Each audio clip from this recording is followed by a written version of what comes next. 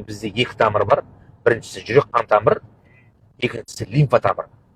Қан тамырының барлығын жүрек айдап жатыр, бірақ лимфа тамыр, канализация бар ғой, іштегі бүкіл канализацияның барлығын жүрек айдап жатқан жоқ.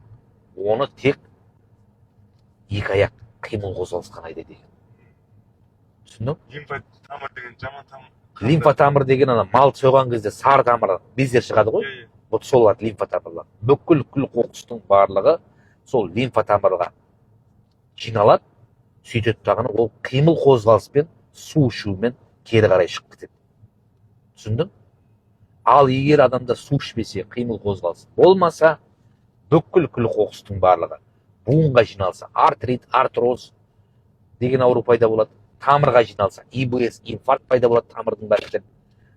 Сосын мынау өтке жиналса, өтте тас, бүйрекке жиналса, бүйректе тас, көзге жиналса, катаракта, ішекке жиналса, запор, ары қарай аутоиммунды ауру пайда болады. Жүрмесе аққан айналып қай жерге тоқтап жиналып қалса, сол жердің... Қай жерінде айтады ғой, қай жерінде